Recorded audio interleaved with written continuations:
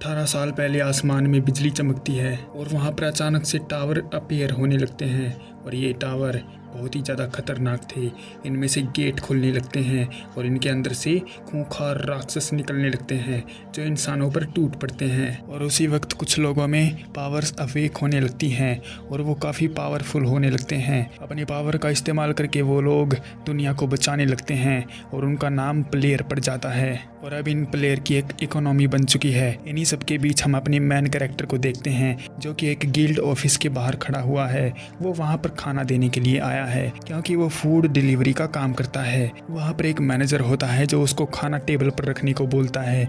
देरी के लिए वो लड़का माफ़ी मांगता है और वहाँ से चला जाता है। जब ट्रैफिक सिग्नल लगा हुआ था तो वो लड़का वहाँ पर रुक जाता है। तो वहाँ पर वो एक प्लेयर की फ़ोटो देखता है जो कि अभी अभी अवेकन हुआ था और वो काफ़ी पावरफुल है और ये साउथ कोरिया का लेटेस्ट हीरो बन चुका है क्योंकि 18 साल की इतनी कम उम्र में इसके पास यूनिक एबिलिटी है और इसका नाम सियोक वू यू है। लड़का उसे देखकर हैरान था क्योंकि ये लड़का काफ़ी ज़्यादा पावरफुल है क्योंकि इसके पास यूनिक एबिलिटी वाली पावर है और ये उनका यूज करता है और ये पावर सुपर ह्यूमंस के अंदर ही देखने को मिलती है। ऐसे प्लेयर किसी मॉन्स्टर से कम नहीं होते। और तभी उस लड़के के पीछे एक गाड़ी वाला आवाज़ लगाता है क्योंकि लाइट बदल गई थी और उसको वो जल्दी से हटने को बोलता है। लड़का माफ़ी मांगकर वहाँ से हट जाता है और अपना काम खत्म करने के बाद रात को अपने घर पर जाता है। घर के बाहर लेटर बॉक्स में वो कुछ लेटर्स को देखता है तो उनको देखकर खुश हो जाता है। उसको लगता है शायद उसके लिए कोई खुशखबरी होगी, लेकिन वो लोन, हॉस्पिटल बिल और स्कूल की फीस थी। उनको देखकर वो थोड़ा मायूस हो जाता है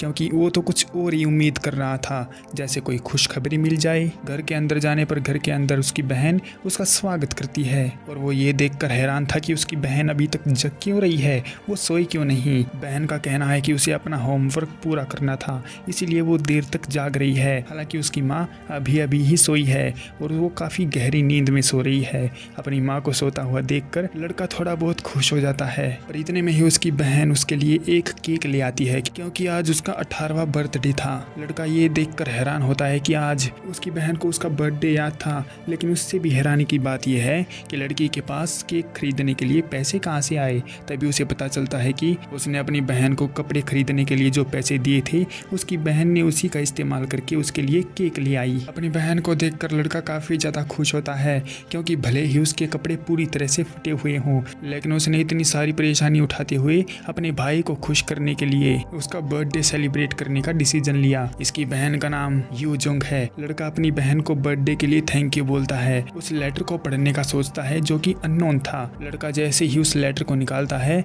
और उसको देखता है तो वो काफ़ी ज़्यादा शॉक हो जाता है क्योंकि उसके अंदर प्लेयर इनविटेशन का कार्ड छपा हुआ था जो कि बहुत ही कम लड़कों को मिलता है। लड़का ये देखकर बहुत ही ज़्यादा शॉक हो जाता है। उसे विश्वास ही नहीं हो रहा था कि उसको प्लेयर बनने के लिए इनवाइट किया गया है। लड़की को पहले से ही ये बात पता थी, लेकिन वो अपने भाई को सरप्राइज देने के लिए ये बात बताना नहीं चाहती थी, बल्कि वो उसको एक लेटर के जरिए बताना चाहती थी। ये सुनकर वो लड़का यूजुंग को गले से लगा लेता है और उसकी आंखों में आंसू आ जाते हैं। इसके बाद लड़का अपनी माँ को देखता है और फैसला कर लेता है कि अब उनके दिन बदलने वाले हैं क्योंकि वो अब एक प्लेयर बन चुका है। इसके बाद साउथ कोरिया के प्लेयर एसोसिएशन में हम देखते हैं जहां पर वो लड़का पहुंच गया था। अंदर जाने में लड़का थोड़ा घबरा रहा था, पर जैसे तैसे करके वो हिम्मत करता है और अंदर चला जाता है। वहां पर एक लेडी खड़ी हुई थी जो लड़के को प्लेयर गिग्यू किम कहकर बुलाती है। हाँ, इस लड़के का नाम गिग्यू किम है। वो मैनेजर लड़की कहती है कि अगर गिग्यू इन्फॉर्मेशन टैब कहकर बोलता है तो उसके सामने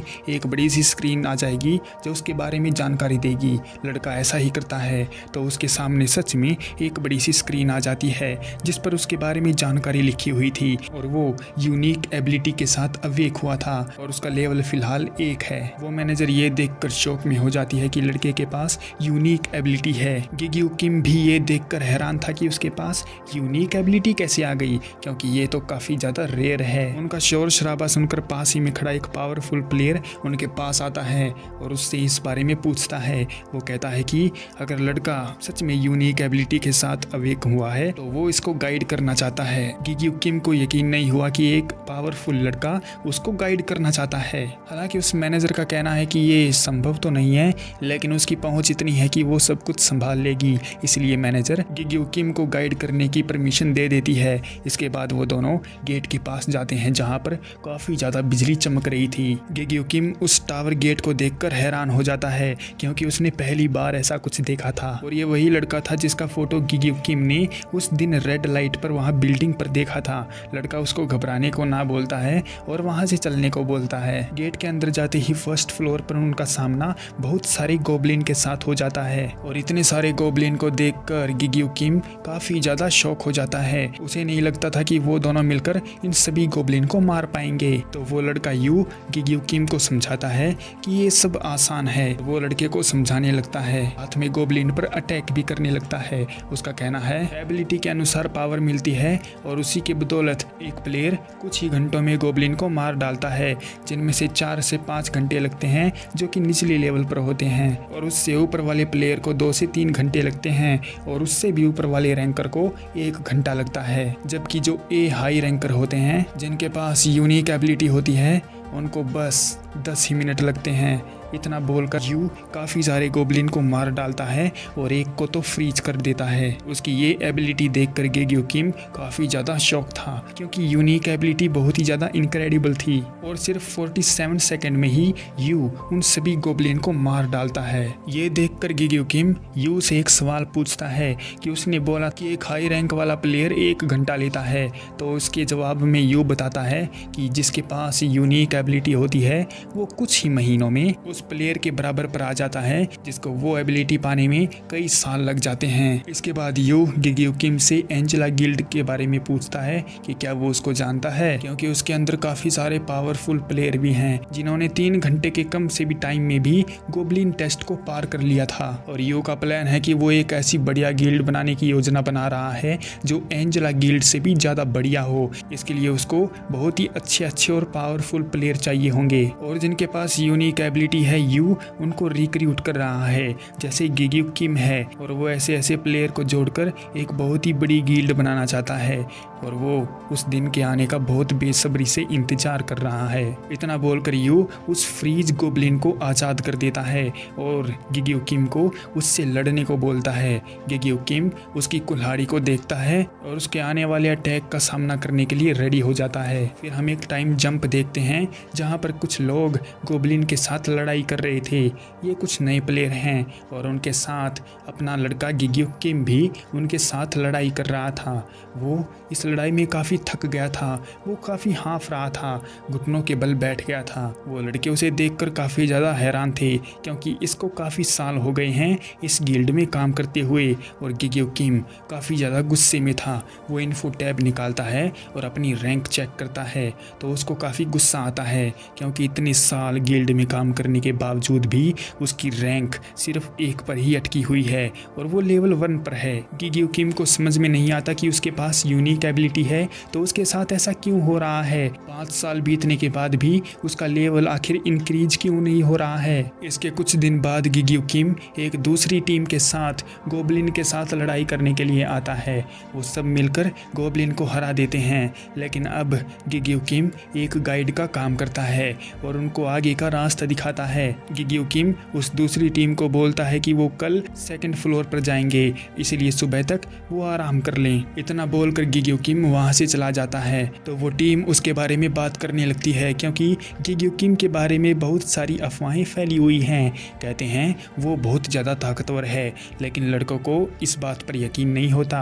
उन्हें लगता है कि अगर वो लड़का इतना ही ताकतवर है तो वो इस फुद्दू सी टीम में उनके साथ यहाँ पर क्या कर रहा है। अगर वो इतना ही बड़ा रैंकर होता तो किसी बड़ी टीम में जाता, हमारे साथ यहाँ पर गाइड करने को नहीं आता। उनमें से एक लड़का बोलता है कि जो भी बातें हैं वो सारी अफवाहें हैं, हालांकि उनमें से बहुत सारी सच भी हो सकती हैं, और इसी वजह से गिग्यू किम का एक निक नेम भी रखा जा चुका है, यानी कि मतलब उसका मजाक उड़ाने के लिए उसको एक भद्दा सा नाम दे दिया जाता है, जिसका लेवल नहीं बढ़ता वो प्लेयर। वैसे ये बहुत शर्म की बात भी है कि 5 साल होने के बावजूद भी उसका एक भी लेवल इंक्रीज नहीं हुआ। अपना गाइड का काम खत्म खत्म करने के बाद गिग्यो किम एक बड़े से पेड़ के नीचे आ जाता है। वहाँ पर अक्सर वो अपना काम खत्म करने के बाद आ जाता है और यहाँ से प्लेयर बहुत ही ज़्यादा कम गुजरते हैं, इसलिए वो शांति लेने के लिए यहाँ पर आ जाता है। और इस जगह की एक बात और है, यहाँ पर हर दिन एक नया गोब्लिन आ जाता है। गिग्यो किम उसको देख लेता है और अपने बारे में पता चलने से पहले ही उसकी तरफ तलवार लेकर चल पड़ता है। वो धीरे धीरे उसकी तरफ बढ़ ही रहा होता है कि तभी उस गोब्लिन को उसकी आहट सुनाई देती है और जैसे ही गिग्यो किम उसके ऊपर अटैक करने के लिए रेडी होता है, पर अचानक से वो गोब्लिन उसके अटैक को रोक लेता है और उसी जंगल में उन दोनों की फाइट शुरू हो जाती है। गोब्लिन उसको बढ़िया टक्कर देता है और ये देखकर लड़का काफी हैरान था, क्योंकि यूनिक एबिलिटी होने के बावजूद भी ये उसके साथ हो क्या रहा है। 1 घंटा लगाकर जैसे तैसे करके गिग्यो किम उस गोब्लिन को मार डालता है और प्लेयर एसोसिएशन में चला जाता है। वहाँ पर क्रिस्टल के बदले उसको $20 मिले थे और उनमें से भी बहुत सारी दवाइयों का खर्चा निकाल दे तो उसके पास बस नाम के ही पैसे बचेंगे और उनसे क्या ही होगा। और तभी वहाँ पर ताओ नाम का प्लेयर आता है और गिग्यो उसको अच्छी तरह से जानता है। ताओ का काम खत्म हो चुका था, इसलिए वो वहाँ से चला जाता है। गिग्यो किम उसके जाने के बाद अंदर जाता है और ताशिक नाम के बंदे से ताओ के बारे में पूछता है कि आखिर उसको हुआ क्या है। और ताशिक गाइड डिपार्टमेंट को हैंडल करता है। ताशिक गिग्यो किम को बताता है कि आज जिस टीम को हैंडल गिग्यो किम कर रहा था उसको कल ताओ करने वाला है। ये सुनकर गिग्यो किम समझ नहीं पाता कि उसके साथ ऐसा क्यों हो रहा है, क्या उसने अपना काम ठीक से नहीं किया है।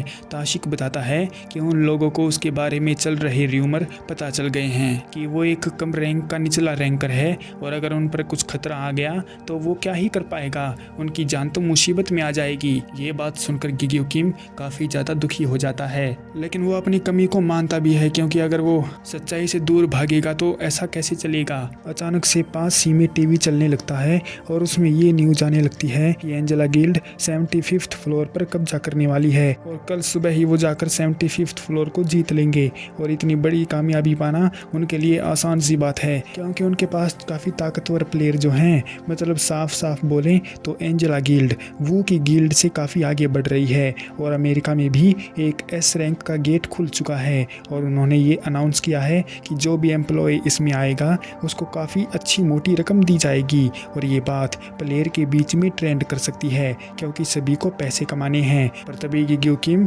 टेलीविज़न को बंद कर देता है। ताशिक उसको बोलता भी है कि उसने टेलीविज़न को बंद क्यों किया, तो गिग्यो किम का कहना है कि अब इसकी ज़रूरत नहीं है।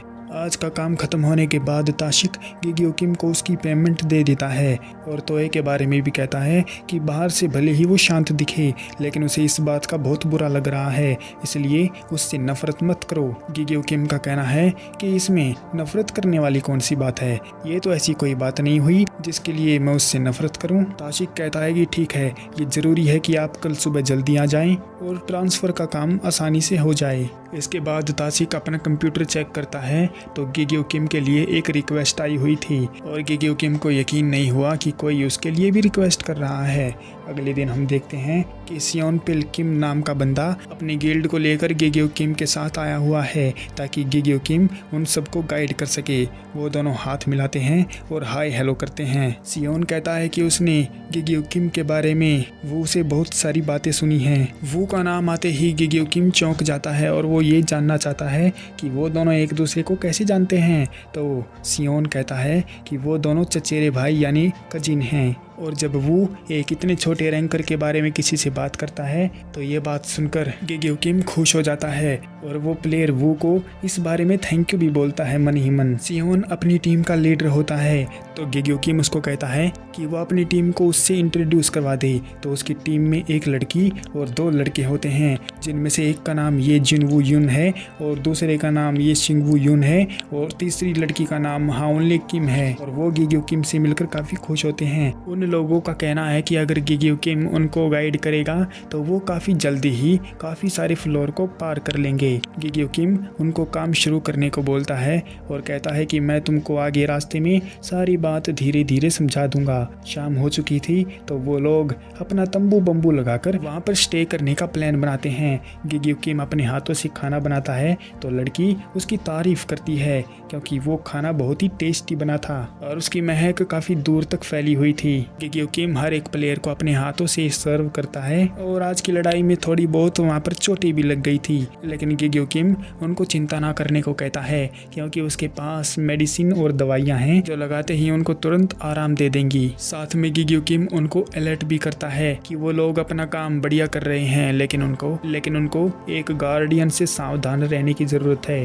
गार्डियन का नाम आते ही उन सबके कान खड़े हो जाते हैं क्योंकि गार्डियन बहुत ही ज़्यादा ताकतवर और पावरफुल खतरनाक मॉन्स्टर होते हैं और वो गोब्लिन के मुकाबले में बहुत ही ज़्यादा ताकतवर होते हैं। इसलिए उस टीम को गार्डियन का सामना नहीं करना है। उन सबको डरता हुआ देख किम माहौल को थोड़ा हल्का करता है और बोलता है कि चिंता करने की कोई ज़रूरत नहीं है। वो ऐसे ही कहीं पर भी नहीं निकलते, बल्कि उनका समय तो अलग होता है और ऐसे गिल्ड भी हैं जो उनको हंट करने में माहिर होते हैं। और ये बात भी ध्यान देने लायक है कि निचले फ्लोर पर जो मॉन्स्टर होते हैं वो थोड़ी वीक होते हैं और उनको आसानी से मार दिया जाता है। वो अपना काम जारी रखते हैं। टावर की चौथी मंजिल पर हम देखते हैं कि एक गोब्लिन डर के मारे भाग रहा है। वो एक जंगल जैसी जगह है जहाँ पर बहुत से पेड़ हैं। गोब्लिन भागते भागते गिर जाता है और वो डर के मारे कांप रहा है क्योंकि उसके सामने एक गार्डियन है जो काफ़ी ज़्यादा खतरनाक है और वो गुस्से में उसकी तरफ देख रहा है। वो लोग आगे बढ़ते रहते हैं, पहले फ्लोर को पार करते हैं, दूसरे को भी पार कर लेते हैं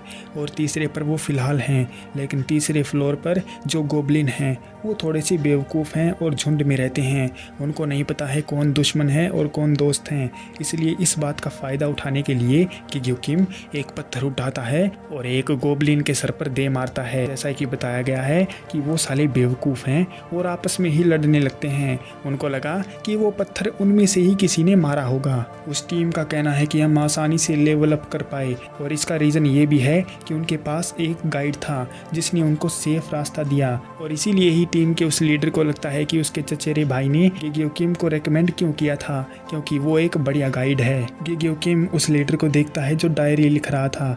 वो इससे डायरी लिखने का कारण भी पूछता है। वो कहता है कि वो भविष्य में एक राइटर बनने वाला है या फिर कुछ और करेगा। इस बीच गिग्यो किम बताता है कि अगर सब कुछ ठीक रहा तो अगला टेस्ट उनका 5वें फ्लोर पर होगा और उनको लगता है कि बाकी फ्लोर की तरह ही वो 5वें फ्लोर आसानी से पार कर लेंगे। और इतना बोलकर वो टीम मस्ती करने लगती है, लेकिन गिग्यो किम थोड़ा सीरियस है क्योंकि 5वां फ्लोर क्या सच में सेफ है। अगले दिन वो 5वें फ्लोर पर पहुंच जाते हैं और गोब्लिन के साथ लड़ाई करने लगते हैं।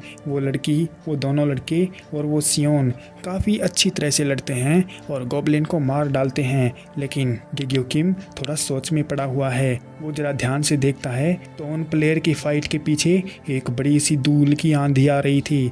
उसको देखते ही उसको कुछ गड़बड़ महसूस हुई तो वो जल्दी से उन सभी प्लेयर को चिल्लाकर बोलता है, चलो हम सभी को यहाँ से जल्दी से निकलना होगा क्योंकि यहाँ पर बहुत ज़्यादा गड़बड़ होने वाली है। गिग्यो किम को लगता है कि एक गाइड के रूप में लंबे समय तक काम करने के बाद उसे एहसास हुआ कि उसको जो धूल की आंधी दिख रही है वो सामान्य आंधी नहीं है। इतना सोचकर गिग्यो किम अपना झोला उठाता है और उसको अपने कंधे पर टांग लेता है। लेकिन वो टीम वहाँ से भागती कैसे, क्योंकि गोब्लिन उनको उलझाए रखे हुए थे। ये देखकर गिग्यो किम थोड़ा आइडिया लगाता है और अपने बैग से स्मोक ग्रेनेड निकाल लेता है क्योंकि पीछे से वो आंधी भी चलती हुई आ रही थी और जैसा हमेशा से होता आया है आज भी वही हो रहा है। उसको थोड़ी सी बैड फीलिंग आ रही है क्योंकि उस धूल में बहुत बड़े बड़े गार्डियन मौजूद हैं जो बहुत खतरनाक हैं और उनका ऑरा किसी को भी कांपने पर मजबूर कर सकता है। उनके दांत, उनकी आंखें वो बहुत ज़्यादा खतरनाक हैं और इन्हीं को गार्डियन कहा जाता है। उनको देखकर गिग्यो किम जल्दी से स्मोक ग्रेनेड वहाँ पर फैला देता है और उस टीम को वहाँ से जल्दी से निकाल ले जाता है। अब उनको एक सेफ जगह चाहिए थी तो गिग्यो किम उनको एक गुफा में ले आता है जिसके बारे में वो भली भांति जानता था। वहाँ पर आने के बाद वो हाँफने लगते हैं क्योंकि वो लोग बहुत ही ज़्यादा तेज़ भाग लिए हुए थे। अब उनको नहीं पता है कि क्या करना है। वो देखते हैं कि सब लोग ठीक तो है ना, पर तभी एक लड़का आवाज़ देता है कि गिग्यो किम एक लड़की उठ नहीं रही है, वो बेहोश है। लेकिन गिग्यो किम उसको ज़्यादा चिंता ना करने को कहता है क्योंकि उसके पास एंटीडोट है और जब वो लड़की को एंटीडोट दे देगा तो लड़की बिल्कुल ही ठीक हो जाएगी। लेकिन अचानक से उसकी आंखें चौड़ी हो जाती हैं क्योंकि उसके बैग में एंटीडोट तो है ही नहीं, क्योंकि जब वो भाग रहा था तो उसके बैग से वो एंटीडोट नीचे गिर गया था। अब ये काफ़ी ज़्यादा टेंशन वाली बात है क्योंकि अगर लड़की को एंटीडोट नहीं दिया गया तो कुछ भी हो सकता है। गिग्यो किम उन सभी लड़कों को कहता है कि मेरी बात ध्यान से सुनो, लड़की को बचाने का सिर्फ एक ही तरीका है कि हम सभी को यहाँ से निकलना होगा और एक सिग्नल भेजना होगा। इसलिए गिग्यो किम डिसाइड करता है कि वो बाहर जाएगा और फ्लेयर गन से अपने साथियों को, उसका कहना है कि एक बार उसने फ्लेयर चला दी तो उनको रेस्क्यू करने वाली टीम आ जाएगी और चिंता करने की कोई ज़रूरत नहीं है क्योंकि वो इस जगह को काफ़ी अच्छी तरह से जानता है और उसकी जान को कोई खतरा नहीं होगा। पर क्या ये बात सच में इतनी कारगर है? क्योंकि अब गिग्यो किम को उन गोबलिन से छुपना पड़ रहा है क्योंकि लेवल 1 पर है वो, और अगर उसकी लड़ाई हो गई तो उसका बचना तो शायद ही नामुमकिन है, और अगर कहीं से गार्डियन टपक आया तो फिर तो पूछो ही मत। इसलिए छुपते छुपाते वो कहता है कि चलो इस रास्ते को छोड़ देते हैं और कोई दूसरा रास्ता ढूंढ लेते हैं। अगर कुछ हो जाता है तो मेरे पास एक स्मोक ग्रेनेड और भी है तो मैं उनको धोखा देकर यहाँ से भाग जाऊंगा। अगर बाई चांस किसी ने मुझे पकड़ भी दिया तो गिग्यो किम वहाँ से लंबे लंबे पैरों से चलने की कोशिश करता है क्योंकि उसको किसी गार्डियन से नहीं टकराना। पर अचानक से एक गार्डियन उसके पीछे आ जाता है और उसे देखकर गिग्यो किम की फटकर हाथ में आ जाती है और वो गार्डियन उसको एक जोर से लात मारता है जिससे गिग्यो किम काफ़ी दूर पहाड़ी पर जाकर टकरा जाता है और उसका स्मोक ग्रेनेड छूट जाता है। हालांकि फायदे की बात ये हुई कि वो स्मोक ग्रेनेड एक्टिवेट हो चुका था और वहाँ पर धुआं धुआं फैल चुका था। इसी बात का फ़ायदा उठाकर गिग्यो किम अपनी फ्लेयर को चला देता है। फ्लेयर तो उसने चला दी लेकिन उसको यहाँ से भी तो निकलना है। गिग्यो किम वहाँ से जल्दी से भागने की कोशिश करता है पर तभी उसको 5th फ्लोर का वो गेट दिखाई देता है जहाँ पर टेस्ट होता है। वो एक चमकीला सा दरवाज़ा जिसमें गिग्यो किम सब कुछ छोड़कर कूद जाना चाहता था, लेकिन वो अपनी फैमिली की वजह से ऐसा कुछ नहीं कर पाया क्योंकि उसकी माँ और बहन भी तो हैं। वो एक ऐसी जगह है जहाँ पर मौत ही एक ऐसी चीज़ है जो उन जैसे लेवल का इंतजार कर रही है। गिग्यो किम सोचता है कि ये सब उसी के साथ होना था, अब उसको अंदर जाना पड़ेगा और अंदर जाने पर शायद उसकी मौत भी हो सकती है और फिर उसकी माँ और बहन का क्या होगा। पर तभी वो गार्डियन तेजी से भागता हुआ उसके पीछे से आने लगता है। उसको अपने करीब आते देखकर गिग्यो किम सोचता है कि अगर गार्डियन से लड़ूंगा तो मौत पक्की है और अगर मैं इस दरवाजे से जाऊंगा तो शायद मैं बच भी जाऊं क्योंकि ये बात पक्की नहीं है कि दरवाजे के पीछे भी मौत ही होगी। इस बात को सोचकर गिग्यो किम जल्दी से दरवाज़ा खोलता है और उसके अंदर छलांग मार देता है। पर तभी उसको आवाज़ आने लगती है कि उसने अपना पहला टेस्ट पास कर लिया है और उसकी प्लेयर इन्फॉर्मेशन को चेक किया जा रहा है और जितनी भी रिक्वायरमेंट थी प्लेयर बनने की वो उसने पूरी कर ली हैं। उस दरवाजे से कूदने के बाद गिग्यो किम एक जंगल जैसी जगह में पड़ा हुआ था और उसकी यूनिक एबिलिटी के बारे में भी वो सिस्टम जैसी चीज़ थी उसको पता चल गया था और वो कहती है कि उसने सभी शर्तों को पूरा कर लिया है, इसलिए अब उसकी दिक्कतों को कम किया जा रहा है। गिग्यो किम अपनी आंखें खोलता है तो वो देखता है कि वहाँ पर पहला टेस्ट है जो कि एक बकरी है और उस बकरी को गिग्यो किम ने मारना है। गिग्यो किम उठता है और अपनी तलवार निकालकर एक ही बार में उस बकरी का काम तमाम कर डालता है और जैसे ही गिग्यो किम बकरी को मारता है तो एक काला साया गिग्यो किम के पास आने लगता है और वो अचानक से गिग्यो किम के चारों ओर फैलने लगता है और उसकी आंखों के सामने अंधेरा छाने लगता है। तभी उसको एक आवाज़ आने लगती है और वो आवाज़ उसको मास्टर कहकर पुकारती है। गिग्यो किम को वो आवाज़ एक छोटे से लड़के जैसी सुनाई देती है। वो आवाज़ उसको कहती है कि मास्टर मैंने बहुत लंबा इंतज़ार किया है, लेकिन गिग्यो किम को उसकी बातें समझ में नहीं आती और वो बेवकूफ़ों की तरह इधर उधर देखता रहता है। वो आवाज़ गिग्यो किम को कहती है कि गिग्यो किम उसको जल्दी से एक नाम दे दे, लेकिन गिग्यो किम अभी भी कुछ नहीं समझ पा रहा है। वो सोचता है एक नाम, मैं क्या नाम दूंगा। वो सिस्टम जैसी चीज़ गिग्यो किम को बताती है कि ईगो वाली पावर ने तुमसे जुड़ने की रिक्वेस्ट की है, इसलिए उस ईगो को एक नाम दे दो। लेकिन इससे पहले ही गिग्यो किम की आंखें बंद हो जाती हैं और जब उसकी आंखें खुलती हैं तो वो अपने आप को हॉस्पिटल के अंदर पाता है। तो गिग्यो किम अपनी आंखों के सामने अपनी बहन और ताऊ को पाता है। वो बताते हैं कि वो उसको 5वें फ्लोर के दरवाजे पर बेहोश पाया गया था और वो 2 हफ्तों से बेहोश पड़ा हुआ है और गिल्ड के जिन रैंकर ने उस फ्लेयर को देखा था तो वो उस गार्डियन को घेरने में कामयाब हो चुके थे।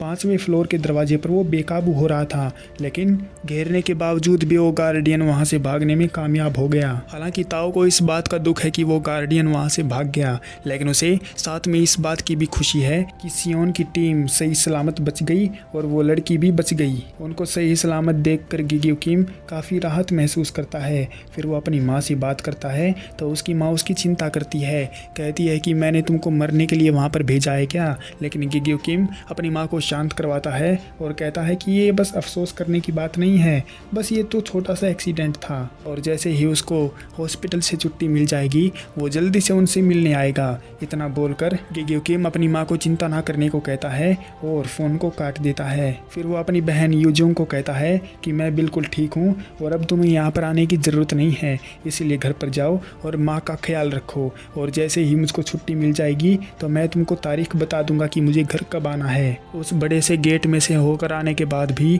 अभी भी गिग्यो किम का लेवल 1 था और उसे इस बात का दुख था। पर तभी उसके हाथ पर एक गोल गोल सांप जैसी रिंग उभरने लगती है और वो अपने अंदर काफ़ी ताकत महसूस करने लगता है। और फिर इसके बाद गिग्यो किम एक नया टास्क लेता है और एक नई टीम के साथ लड़ने के लिए चला जाता है, मतलब उनको गाइड करने के लिए चला जाता है। वहाँ पर भी लड़ाई के दौरान काफ़ी सारे प्लेयर उसके बारे में बात कर रहे थे कि वो कमज़ोर लेवल 1 पर रहने वाला प्लेयर है और उसका लेवल इंक्रीज नहीं होता है, ऐसा बोलकर वो उसका मजाक उड़ा रहे थे। पर तभी उनके पीछे से एक बूढ़ा आता है और कहता है कि ये बात पुरानी हो गई है, लेकिन अब वो किसी और चीज़ के लिए मशहूर है और उसको एक नया टाइटल मिल गया है। मतलब उसका लेवल तो 1 पर ही है, लेकिन अब वो काफ़ी पावरफुल हो गया है। वो लोग देखते हैं कि गिग्यो किम उस दरवाजे के अंदर जाता है और उसके अंदर जाते ही वहाँ पर काफ़ी सारे गोब्लिन का झुंड होता है।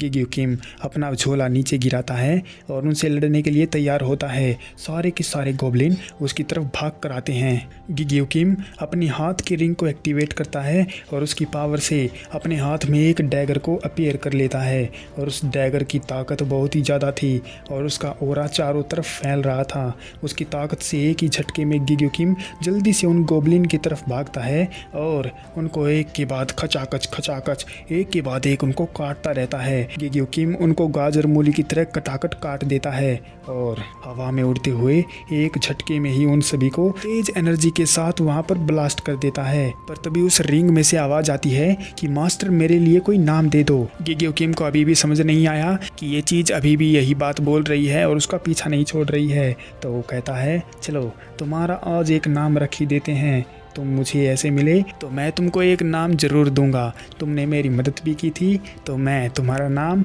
लू रख देता हूँ। उसका इन्फो टैब खुल जाता है और उसको इन्फॉर्मेशन देने के लिए तैयार होता है। वो चीज़ अपना नाम सुनकर बहुत ही ज़्यादा खुश हो जाती है, कहती है कि मुझे ये नाम काफ़ी पसंद आया। गिग्यो किम बाकी के बचे हुए गोब्लिन को भी खचाखच काट डालता है और उसको अपने अंदर ये पावर काफ़ी बढ़िया तरह से महसूस हो रही थी। हालांकि गिग्यो किम का लेवल अभी भी 1 पर है और उसके स्टैट्स अभी भी वैसे के वैसे ही हैं, लेकिन लू उसका लेवल 7 पर है और उसकी स्ट्रेंथ ड्यूरेबिलिटी वो भी काफ़ी ज़्यादा सही हैं और इंक्रीज होती रहती हैं। और इस लड़ाई को पार करते करते लू का लेवल 7 से अब 8 हो चुका है। आखिर वो पावर है क्या और लू जैसी स्ट्रॉन्ग पावर ने उस कमज़ोर रैंकर को ही अपना मास्टर क्यों चुना, वो हम नेक्स्ट एपिसोड में देखेंगे।